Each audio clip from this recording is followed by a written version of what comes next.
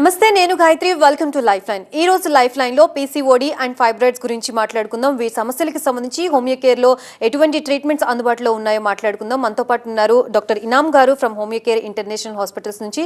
ఆయన అడిగి మరిన్ని విషయాలు తెలుసుకునే ప్రయత్నం చేద్దాం. బిఫోర్ దట్, మీకు ఈ సమస్యల గురించి ఎటువంటి డౌట్స్ ఉన్నా స్క్రీన్ మీద నెంబర్స్ ఉన్నాయి, ఆ నెంబర్స్ కి కాల్ చేసి మీ డౌట్స్ ని క్లారిఫై చేసుకోవచ్చు.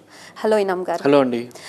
ఫస్ట్ ఆఫ్ ఆల్, ఇన్ఫర్టిలిటీ అంటే ఏంటి, అసలు ఎందుకు వస్తుంది, దీనివల్ల ఎటువంటి నష్టాలు జరిగే అవకాశం ఉంటుంది, పూర్తి డీటెయిల్స్. సో ఇన్ఫర్టిలిటీ అంటే చూడండి, సంతానలేమి ప్రాబ్లంకి ఇన్ఫర్టిలిటీ అన్నట్లు చెప్తామన్నమాట. ఇప్పుడు చూడండి, పెళ్ళి అయిన తర్వాత ఒక 1 year గడిచిపోయింది, అయినా కూడా ప్రెగ్నెన్సీ అనేది కన్ఫర్మ్ కాలేదు. సో అలాంటి సందర్భాల్లో మనం ఇన్ఫర్టిలిటీ అన్నట్లు అప్పుడు చెప్తామన్నమాట. కానీ పెళ్ళి అవ్వంగానే 1-2 monthsలో మీకు ప్రెగ్నెన్సీ రాలేదు అంటే దానికి మనం ఇన్ఫర్టిలిటీలో తీసుకోము. After 1 year of marriage and after 1 year అంటే మళ్ళీ మనకు ఆ 1 year కంప్లీట్లీ హస్బెండ్తో ఉండాలన్నమాట. సో అప్పుడు ఇన్ఫర్టిలిటీ అన్నట్లు మనం చెప్తాము. సంతానలేమి ప్రాబ్లంకి ఇన్ఫర్టిలిటీ అని చెప్తాము.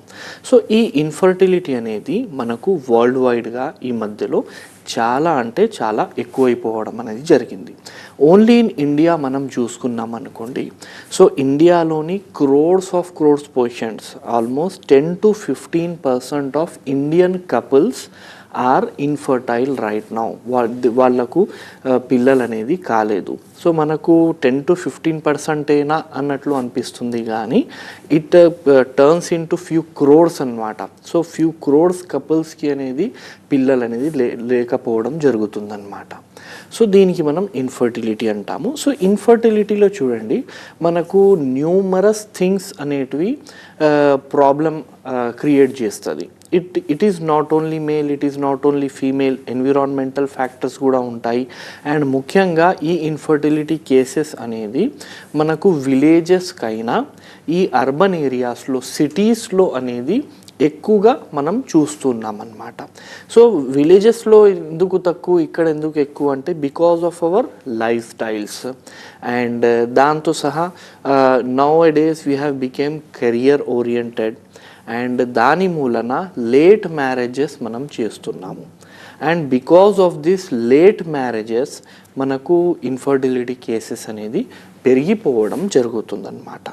ఎందుకంటే ద ఫర్టైల్ మంచి ఎగ్స్ ఉండాలి, తొందరగా ప్రెగ్నెన్సీ రావాలి అంటే అది 30 ఏజ్కైనా ముందు మనకు ఈజీలీ జరుగుతుంది అనమాట. ఒక్కసారి మన ఏజ్ 30-35 దాటిందా, అప్పుడు మనకు అంత క్వాలిటీ ఎగ్స్ అనేటివి రావు. సో ఇది మనకు మేజర్ రీజన్ అవుతుంది, లేట్ మ్యారేజెస్ అనేది మేజర్ రీజన్ అవుతుంది. And apart from these late marriages there are lot of psychological stress అన్నమాట. And there is lot of sleep cycle disturbances అన్నమాట. అంటే ఒక రాత్రి పండుకోవాలి అన్నట్లు కాకుండా నైట్ షిఫ్ట్లు కూడా ఉంటాయి. నైట్ షిఫ్ట్లు లేనప్పుడు కూడా మనం ఇంట్లో నైట్ 12 o'clock, 1 o'clock, 2 o'clockకి వండుకుంటున్నాము. సో ఈ స్లీప్ సైకిల్ డిస్టర్బెన్సెస్, ఈ సైకలాజికల్ ప్రాబ్లమ్స్, ఈ స్ట్రెస్ ఫ్యాక్టర్స్, లేట్ మ్యారేజెస్, ఇంట్లో గొడవలు, ఇవన్నీ ఏం చేస్తాయి అంటే మనకు హార్మోనల్ ఇంబ్యాలెన్స్ అనేది తీసుకొస్తుంది బాడీలో. ఇప్పుడు మీరు కూడా వినే ఉంటారు, పీరియడ్స్ నార్మల్ ఉందా అండి అన్నట్లు ఎవరికైనా ఫ్రెండ్స్లో అడిగితే వాళ్ళు ఏం చెప్తారు, పెళ్ళికి ముందు నార్మలే ఉండేయండి, పెళ్ళి తర్వాత కొంచెం డిస్టర్బెన్స్ అవుతుంది, కరెక్ట్ రావడం లేదు అన్నట్లు చెప్తూ ఉంటారు.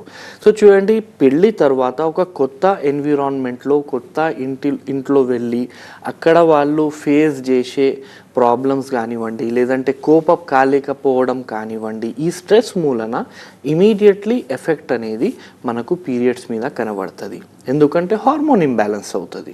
సో ఇది stress is a major and the leading cause for that infertility problem. కానీ మంచి మాట ఏంటంటే అన్ని ప్రాబ్లమ్స్ ఉన్నాయి, 1000 ప్రాబ్లమ్స్ ఉన్నాయి అంటే మనకు 2000 సొల్యూషన్స్ దానికి ఉంటుంది. So we do have solution for all kind of problems. అది సైకలాజికల్ కానివ్వండి, అది మేల్ కానివ్వండి, ఫీమేల్ కానివ్వండి, లేదంటే ఆల్ కైండ్ ఆఫ్ డిసీజెస్లో మనకు ట్రీట్మెంట్ ఉంది. రైట్ డైరెక్షన్లో, రైట్ టైంలో మనం మందులు తీసుకున్నాం అనుకోండి, డెఫినెట్లీ ప్రాబ్లం తక్కువ అవుతుంది. అండ్ ఇనామ్ గారు, ఎక్కువగా ఎవరి ఇన్వాల్వ్మెంట్ వల్ల ఇన్ఫెర్టిలిటీ అనేది వస్తుంది, మేల్ ఆర్ ఫీమేల్? యా, ఇది చాలా మంచి క్వశ్చన్ అండి. చాలామందికి ఒక అపోహ ఏముంటుందంటే ఇన్ఫర్టిలిటీ అంటే పెళ్ళి అయిందా, సంవత్సరం అయిందా, ఓకే మళ్ళీ చూపించారా మీ వైఫ్కి లేదంటే కోడల్ని చూపించారా అని అడుగుతారు. సో ఓన్లీ ఫీమేల్సే రెస్పాన్సిబుల్ అనేది కాదు, ఇది ఈక్వల్లీ ఇద్దరిలో ప్రాబ్లం ఉంటుందన్నమాట. ఇప్పుడు స్టాటిస్టికల్లీ మనం చూసుకున్నాం అనుకోండి, అందులో మనకు ఒక కపుల్ ఇన్ఫర్టిలిటీ ఉంది అంటే అది 30 to 40% ఫీమేల్ ప్రాబ్లం వల్ల కావచ్చు. ఇంకా 30 to 40% జనాలకు మేల్ ప్రాబ్లం వల్ల కావచ్చు. అండ్ కొన్ని కేసెస్ ఉంటాయి ఇద్దరిలో ప్రాబ్లం ఉంటుంది అన్నమాట. ఒక 10% కేసెస్ ఉంటాయి అండి ఇద్దరిలో ప్రాబ్లం ఉండదు, అయినా కూడా మనకు పిల్లలు పుట్టరు. దానికి అన్ఎక్స్ప్లెయిన్డ్ ఇన్ఫర్టిలిటీ అంటాము. కానీ అది చాలా తక్కువ మందిలో. కానీ మెయిన్లీ ఏంటంటే మేల్ కూడా ఈక్వల్లీ ఇంపార్టెంట్, ఫీమేల్ కూడా ఈక్వల్లీ ఇంపార్టెంట్. ఫీమేల్స్లో నంబర్ ఆఫ్ ప్రాబ్లమ్స్ ఉన్నాయి అంటే మేల్స్లో కూడా నంబర్ ఆఫ్ ప్రాబ్లమ్స్ అనేటివి ఉన్నాయి. సో వీళ్ళకి కూడా ట్రీట్మెంట్ అవసరం, వాళ్ళకి కూడా ట్రీట్మెంట్ అవసరం. సంవత్సరం అయింది ఇంకా పెళ్ళి కాలేదు అంటే ఇద్దరు కలిసి డాక్టర్ దగ్గర కలవాలి, ఇద్దరు టెస్టులు చేయించుకోవాలి. ఇప్పుడు చాలామందిలో లేట్ ఎందుకు అవుతుంది ట్రీట్మెంట్లో అంటే వాళ్ళు టెస్టులు చేయించుకుంటారు అండ్ మైన్యూట్ ప్రాబ్లం గర్ల్లో దొరుకుతుంది అనమాట. చిన్న ప్రాబ్లం అనుకోండి, ఇనీషియల్ డేస్లో కొంచెం పీరియడ్స్ డిలే అవుతున్నాయి లేదంటే పీసీఓడి ఉంది అన్నట్లు తెలిసింది, కొంచెం చిన్న ప్రాబ్లం ఉంటుంది, దానికి ట్రీట్మెంట్ ఇచ్చుకుంటూ పోతారు, సంవత్సరం అయిపోతుంది. ఈ మధ్య టైంలో మనకు మేల్ ట్రీట్మెంట్ అనేది మనం చేయించుకోలేదు, లేదంటే మనకు డయాగ్నోసిస్ టెస్టే చేయించలేదు, తర్వాత తెలిసింది మేల్లో కూడా ప్రాబ్లం ఉంది అని. సో అదే మనం ఇద్దరు ఒకేసారి టెస్టులు చేయించుకుంటే, ఇద్దరికి ఒకేసారి ట్రీట్మెంట్ అనేది మొదలు పెడితే తొందరగా మనకు రిజల్ట్ రావడం అనేది జరుగుతుంది అనమాట. So basically both are equally important. బోత్లో ఫీమేల్ ఎంత జిమ్మేదారు ఉన్నారో మేల్స్ కూడా సేమ్ అంతే రెస్పాన్సిబుల్ ఉన్నారనమాట. Common diseases which cause infertility అంటే ఏం చెప్తారు? Common diseases which cause infertility now a days అన్నట్లు చూసుకుంటే ద ఫస్ట్ కమ్స్ పీసీఓడి. ఇప్పుడు చిన్న పిల్లలకి కూడా తెలుసు, కాలేజ్ గోయింగ్ పిల్లలకి కూడా లేడీస్కి పీసీఓడి ప్రాబ్లం అన్నట్లు తెలుసు. ఎందుకంటే అది చాలా అంటే చాలా కామన్ అయిపోయింది. 4 లేడీస్లో ఒక లేడీకి ఈ ప్రాబ్లం ఉంటుంది అండ్ ఇది చిన్న వయసులో కూడా రావడం జరుగుతుంది. ఇది మెచ్యూర్ అయిన తర్వాత 12 years 15 years 20 years కూడా పీసీఓడి అనేది మనకు డయాగ్నోస్ చేయడం జరుగుతుంది. So first thing is PCOD అన్నమాట. పీసీఓడి తర్వాత నెక్స్ట్ కామన్ ఇప్పుడు మనం చూస్తున్నాము అంటే దానికి ఫైబ్రాయిడ్స్ ఆఫ్ యూట్రస్ అంటాము. సో ఫైబ్రాయిడ్స్ అంటే మనకు గర్భసంచిలో లోపల చిన్న చిన్న గడ్డలు ఫామ్ అవ్వడం జరుగుతుంది. మల్టిపుల్ సైజెస్ ఉండొచ్చు, చిన్నగా ఉండొచ్చు, పెద్దగా ఉండొచ్చు. కొన్ని ఇన్ఫర్టిలిటీ ప్రాబ్లంకి రెస్పాన్సిబుల్ అవుతాయి, కొన్ని రెస్పాన్సిబుల్ అవ్వవు. ఇలాగే పీసీఓడిలో కూడా మనకు కొంతమందికి చాలా ఎక్కువ ప్రాబ్లం ఉంటుంది, చాలా సిస్ట్లు అనేటివి చాలా ఎక్కువ ఉంటాయి, కొంతమందికి అంతగా ఎక్కువ ఉండదు. కొంతమందికి ఒకే side left side polycystic ovary ఉంటుంది, కొంతమందికి 2 sides పాలిసిస్టిక్ ఓవరీస్ అనేటివి ఉంటాయి. ఇలాగే మనకు వేరే ప్రాబ్లమ్స్ చూసుకుంటే పిఐడి అనేది ఉంటుంది, పెల్విక్ ఇన్ఫ్లమేటరీ డిజార్డర్, అది కొంచెం తక్కువనే ఉంటుంది అనుకోండి. మ్యాక్సిమం ఈ పీసీఓడి అండ్ ద ఫైబ్రాయిడ్సే ఎక్కువగా మనం చూస్తూ ఉంటాము. అదే మనకు మేల్లో నార్మల్ ప్రాబ్లమ్స్ చూసుకుంటే ఏం ప్రాబ్లం రావచ్చు అంటే the first and the foremost thing అంటే మనకు స్పర్మ్ కౌంట్ తక్కువ ఉండడం, ఇది కామన్ ప్రాబ్లం అన్నమాట. ఆలిగోస్పర్మియా అన్నట్లు చెప్తూ ఉంటాము దానికి. సో కౌంట్ తక్కువ ఉండడం మూలన కూడా మనకు పిల్లలు పుట్టడం అనేది ఉండదు. అది ఈజీలీ మనం బూస్ట్ చేయవచ్చు, ఈజీలీ మెడిసిన్స్తో అది రీగెయిన్ కూడా అవుతుంది అనమాట. ఓన్లీ కౌంట్ కాకుండా వేరే ఫ్యాక్టర్స్ కూడా ఉంటాయి. టెరాటోస్పర్మియా అంటాము, ఏజోస్పర్మియా అంటాము. సో ఇప్పుడు ఏజోస్పర్మియా అంటే కౌంట్ అస్సలు లేకపోవడం, జీరో కౌంట్ ఉండడం, దానికి ఏజోస్పర్మియా అంటాము. దానివల్ల పిల్లలు పుట్టరు. ఆలిగోస్పర్మియా ఉంటే కూడా పిల్లలు పుట్టడం కష్టమైపోతుంది.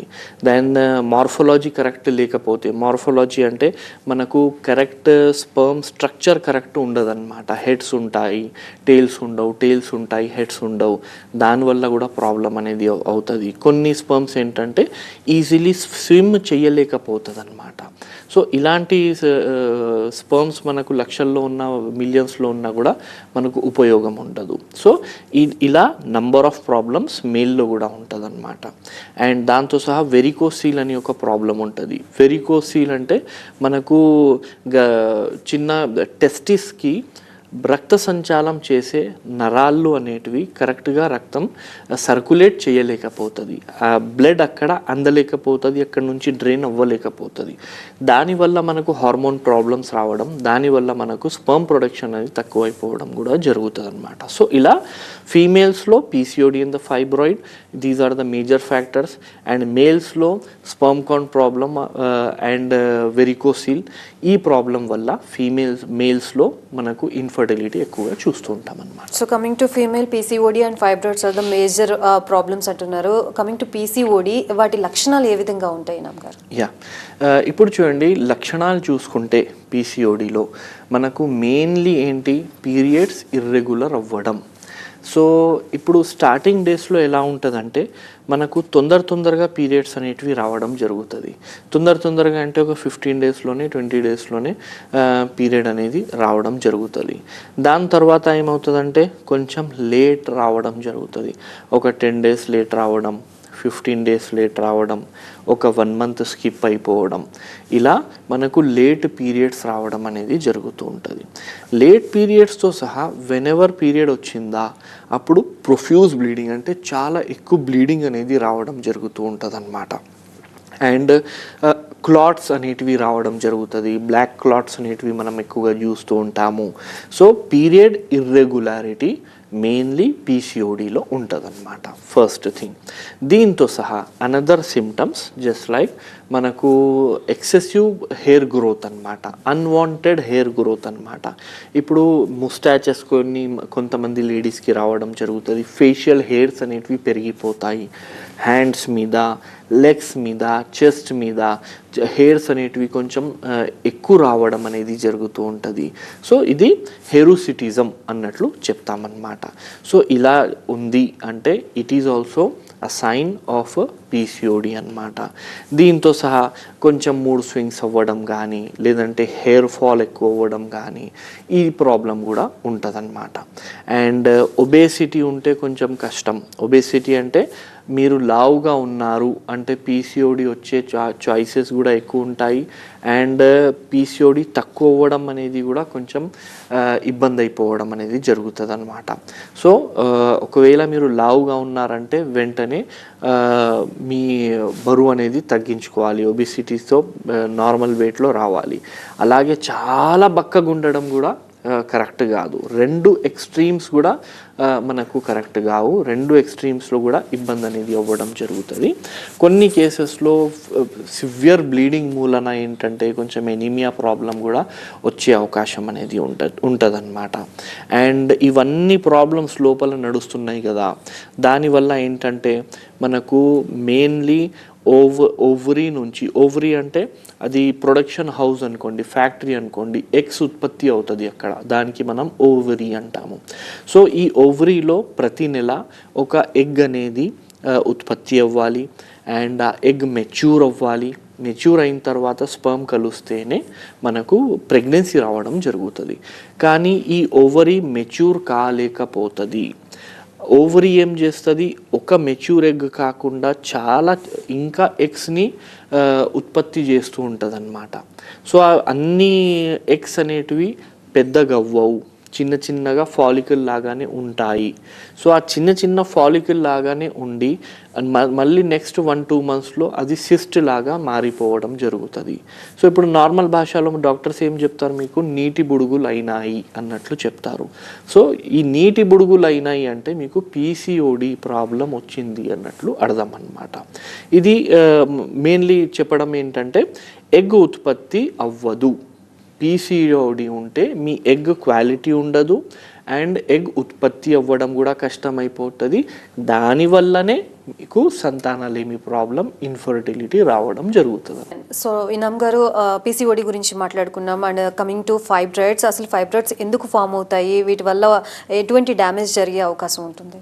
యా, ఫైబ్రాయిడ్స్ అంటే చూడండి, వాట్ ఆర్ ఫైబ్రాయిడ్స్ అండ్ ఎందువల్ల ఫామ్ అవ్వడం అనేది జరుగుతుంది అన్నట్లు చూసుకుంటే, ఫైబ్రాయిడ్స్ ఆర్ నథింగ్ బట్ గడ్డలు అనమాట. చిన్న చిన్న గడ్డలు, మనకు మాంస్ గడ్డలాగా చిన్న గడ్డలు అనేటివి మనకు గర్భసంచిలో ఫామ్ అవ్వడం అనేది జరుగుతుంది అనమాట. సో దానివల్ల కూడా మనకు ఇన్ఫర్టిలిటీ ప్రాబ్లం, సంతానాలేమి ప్రాబ్లం రావడం జరుగుతూ ఉంటుంది.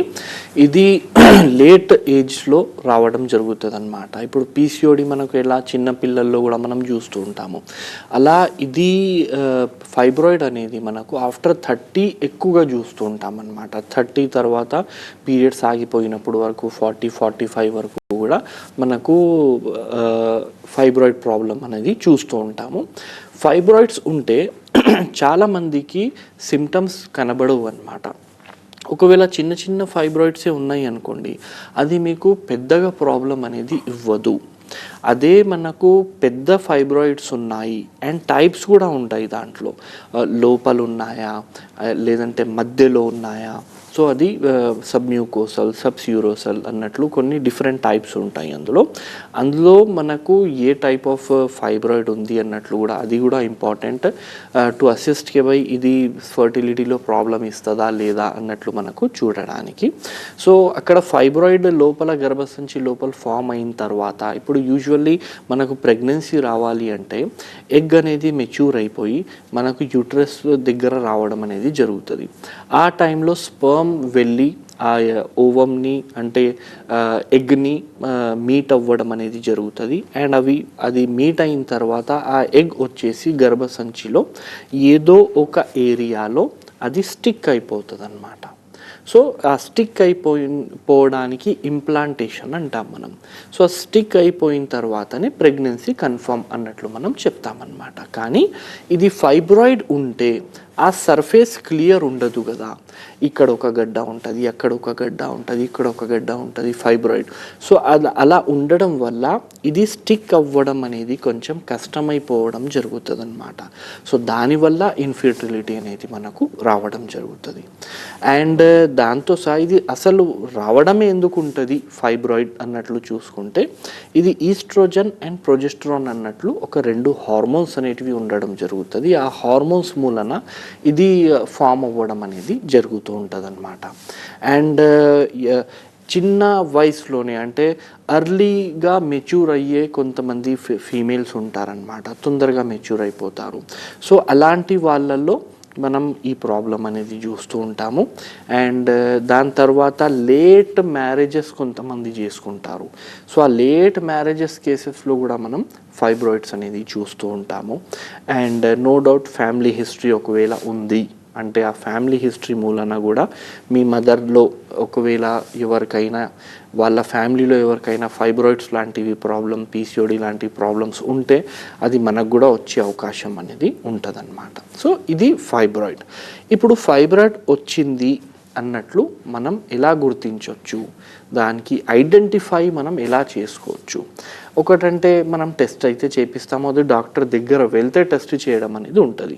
మనం ఇంట్లో దీనికి ఎలా ఫైండ్ అవుట్ చేసుకోవచ్చు, ఎలాంటి లక్షణాలు దీనికి కనబడతాయి అన్నట్లు చూసుకుంటే, ద ఫస్ట్ థింగ్ ఏంటంటే అండి, చాలా ఎక్కువ బ్లీడింగ్ అవ్వడం అనేది జరుగుతుంది అన్నమాట. చాలా ఎక్కువ అండ్ కాన్స్టాంట్ బ్లీడింగ్ అవ్వడం జరుగుతుంది. పీరియడ్స్ మధ్యలో కూడా బ్లీడింగ్ అవ్వడం అనేది జరుగుతూ ఉంటుంది. సో ఫస్ట్ థింగ్ ఇది ఎక్సెసివ్ బ్లీడింగ్ అవ్వడం. అండ్ దాంతో సహా కొంచెం బ్యాక్ పెయిన్ కూడా ఉండడం జరుగుతుంది. ఒకవేళ మీ ఫైబ్రాయిడ్స్ పెద్దగా ఉన్నాయి అనుకోండి, సో బ్యాక్ పెయిన్ కూడా ఉండడం జరుగుతుంది. నార్మల్ టైంలో కూడా, ఓన్లీ పీరియడ్స్ అప్పుడు కాకుండా నార్మల్ టైంలో కూడా మనకు చాలా బ్యాక్ పెయిన్ కూడా ఉంటుంది. అండ్ పీరియడ్స్ వచ్చినప్పుడు అయితే విపరీతంగా పెయిన్ ఉంటుంది అండ్ బ్లీడింగ్ కూడా అలాగే ఉంటుంది. అండ్ దాంతో సహా కంటిన్యూ వెజైనల్ డిశ్చార్జెస్ కూడా ఉంటుంది అనమాట. అది వైట్ డిశ్చార్జ్ అని చెప్పుకోండి, లేదంటే వేరే కలర్ కూడా ఉండొచ్చు. సో వెజైనల్ డిశ్చార్జ్ అనేది కూడా మనం ఇందులో ఫైబ్రాయిడ్స్లో ఎక్కువగా చూస్తూ ఉంటాం అన్నమాట. అండ్ దీంతో సహా యూరిన్ అనేది కొంచెం ఫ్రీక్వెంట్గా రావడం జరుగుతుంది అనమాట. మళ్ళీ యూరిన్ రావడం జరుగుతుంది. అండ్ యూరిన్ చేసిన తర్వాత కూడా సాటిస్ఫాక్షన్ లేదు, పూర్తిగా యూరిన్ చేసేసిన నేను అన్నట్లు ఉండదు, కొంచెం ఇంకా ఉండిపోయింది కానీ బయటికి వస్తలేదు. సో ఆ ఫీలింగ్ అనేది ఉండడం జరుగుతూ ఉంటుంది అనమాట. దాంతో సహా కాన్స్టిపేషన్ ఉంటుంది. కాన్స్టిపేషన్ అంటే మోషన్ ఇబ్బంది అనమాట, లాట్రిన్ కరెక్ట్గా రాకపోవడం. సో ఇది కూడా ఉంటుంది. అండ్ దీంతో సహా ఇంపార్టెంట్ థింగ్, ఇప్పుడు కాన్స్టిపేషన్ ఎవరికైనా రావచ్చు. అండ్ బ్యాక్ పెయిన్ వేరే ప్రాబ్లమ్స్ మూలన కూడా బ్యాక్ పెయిన్ ఉండొచ్చు. కానీ ఇందులో మెయిన్ ఇంపార్టెంట్ ఏముంటుందంటే మనకు సెక్స్ చేస్తున్నప్పుడు భార్యాభర్తలు కలుస్తున్నప్పుడు కొంచెం పెయిన్ అనేది రావడం జరుగుతుంది. సో పెయిన్ఫుల్ కాయిషన్ అనేది, పెయిన్ఫుల్ సెక్స్ ఉంటుంది, ఎక్సెసివ్ బ్లీడింగ్ ఉంటుంది, మధ్యలో కూడా బ్లీడింగ్ అవ్వడం అనేది జరుగుతుంటుంది. అండ్ వజైనల్ డిశ్చార్జెస్ అనేటివి కొంచెం ఎక్కువ ఉంటాయి. ఇవి మీరు చూస్తున్నారు ఎవరిలో అయినా, లేదంటే మీరు అనుభవిస్తున్నారు ఈ ప్రాబ్లం అంటే మీకు ఫైబ్రాయిడ్స్ ప్రాబ్లం కావచ్చు. సో వెంటనే డాక్టర్కి కన్సల్ట్ అవ్వండి. ఎనీ ప్రాబ్లం అండి, ఫైబ్రాయిడ్ ఉన్నా, పీసీఓడి ఉన్నా, హోమియోపతిలో చాలా మంచి ట్రీట్మెంట్ అనేది అవైలబుల్ ఉన్నాయి. Hundreds and lakhs of patients of fibroids and PCOD infertility మన దగ్గర కన్సీవ్ అయ్యి వెళ్ళారనమాట. So we do have very good treatment for all these problems. Male problem ఉన్నా కూడా ఆలిగోస్పర్మియా, ఏజోస్పర్మియా కానివ్వండి, అండ్ వెరికోసిల్ లాంటివి మేల్ ప్రాబ్లమ్స్ ఉన్నా కూడా మన దగ్గర చాలా మంచి మెడికేషన్ ఉంది. ఇన్ఫ్యాక్ట్ మేల్ ప్రాబ్లమ్స్ అనేటివి ఈజీలీ మనం ట్రీట్ చేయవచ్చు. సో ఎవరికైనా ఈ రెండు ప్రాబ్లమ్స్ ఏదైనా ఉంటే we do have medicines for it అనమాట. రైట్ ఇనామ్ గారు, కమింగ్ టు ఇన్వెస్టిగేషన్స్, ఏ టెస్ట్లో ఇవి బయటపడుతూ ఉంటాయి? టెస్ట్లు చూడండి, నంబర్ ఆఫ్ టెస్ట్లు ఉంటాయండి ఇందులో. బట్ బేసిక్ టెస్ట్ మనం డాక్టర్ దగ్గర వెళ్తే బేసిక్ టెస్ట్ అనేది అల్ట్రాసౌండ్ అనేది చేపిస్తారనమాట. సో ఆ అల్ట్రాసౌండ్ పైన నుంచి, అంటే పొట్ట పైన నుంచి అయినా చేయొచ్చు, ట్రాన్స్వెజైనల్ కూడా చేయొచ్చు. ట్రాన్స్వెజైనల్ అంటే వెజైనల్ లోపల నుంచి కూడా గైనకాలజిస్ట్ చేస్తారనమాట. Anything whether it is transvaginal or abdomen పైన నుంచి చేసినా కూడా మనకు రిజల్ట్స్ అందులో కనబడుతుంది అనమాట. It helps in both fibroids and PCOD ఉన్నా కూడా ఇది అల్ట్రాసౌండ్తో మనం డయాగ్నోస్ చేస్తాము. అండ్ ఫైబ్రాయిడ్స్ ఉన్నా కూడా ఇది అల్ట్రాసౌండ్తో మనం డయాగ్నోస్ అనేది చేస్తామన్నమాట. ఇందులోనే మనకు తెలుస్తుంది కదా ఎన్ని ఫాలికల్స్ ఉన్నాయి. అండ్ ఈ అల్ట్రాసౌండ్తోనే మనం ఐడెంటిఫై చేయగలుగుతాము కి బై ఎగ్ పెరుగుతుందా లేదా. అది మనం ఒక టైంకి డాక్టర్ దగ్గర వెళ్తే కంటిన్యూస్లీ వన్ డే తప్ప ఇంకొక డే ఆల్టర్నేట్ డేస్ డాక్టర్కి విజిట్ అవ్వడం అనేది ఉంటుంది అనమాట. అక్కడ మనకు ఎగ్ ఉత్పత్తి అవుతుంది, ఆ గ్రోత్ ఎలా ఉందన్నట్లు కూడా మనం ఇది అల్ట్రాసౌండ్తో మనం చూస్తూ ఉంటాం అనమాట. అండ్ దీంతో సహా హార్మోనల్ టెస్ట్ ఉంటుంది, ఈస్ట్రోజన్ ఉంటుంది, ప్రొజెస్ట్రాన్ ఉంటుంది, దాంతో సహా AMH యాంటీములేరియల్ హార్మోన్ అని ఉంటుంది. ఈ అన్ని టెస్ట్లు. అండ్ దీంతో సహా మనం థైరాయిడ్ టెస్ట్ కూడా చేసి చూస్తామన్నమాట. ఇన్సులిన్ టెస్ట్ చేసి కూడా చూస్తామన్నమాట. ఎందుకంటే thyroid, both the thyroids, hyper thyroid ఉన్నా హైపోథైరాయిడ్ ఉన్నా కంట్రోల్లో లేదంటే వాల్యూస్ అనేది కొంచెం హయ్యర్ సైడ్ ఉన్నాయి అంటే కూడా సంతానలేమి ప్రాబ్లమ్స్ అనేటివి ఉండొచ్చు. కాబట్టి ఇన్ని రకాల టెస్ట్ మనం చేసి చూస్తే అందులోనే తెలుస్తుంది. థ్యాంక్ యూ సో మచ్ ఇనామ్ గారు for being here and explaining about all these things. Once again thank you so much. So చూసారు కదా, ఇది ఇవాల్టి లైఫ్ లైన్. రేపటి లైఫ్ లైన్ లో మళ్ళీ కలుద్దాం. అప్పటి వరకు చూస్తూనే ఉండండి TV9.